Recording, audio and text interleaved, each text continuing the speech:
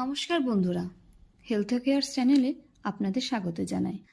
আজকের ভিডিওর বিষয়বস্তু ভিভিডি টিম ও রাখি বন্ধন উৎসব পালন। ভ্রাতৃত্বের বন্ধনে বেঁধে রাখা ও রক্ষা করার উদ্দেশ্যে রাখি পূর্ণিমার দিন রাখি বন্ধন উৎসব পালন হয়।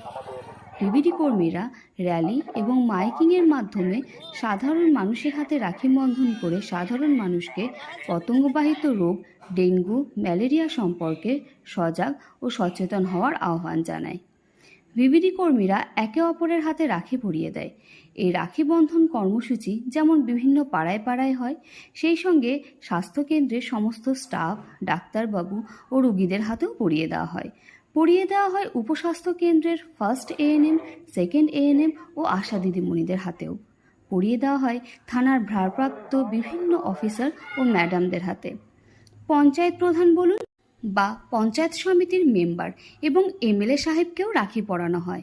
সেই সঙ্গে বিভিন্ন এলাকা পরিদর্শন, পরিষ্কার পরিচ্ছন্নতা, প্রয়োজনে স্প্রে করে লার্ভা নষ্ট করারও চেষ্টা করা হয়। আসুন সকলে মিলে এই মহৎ দিনের উদ্দেশ্যকে সাফল্যমণ্ডিত করি।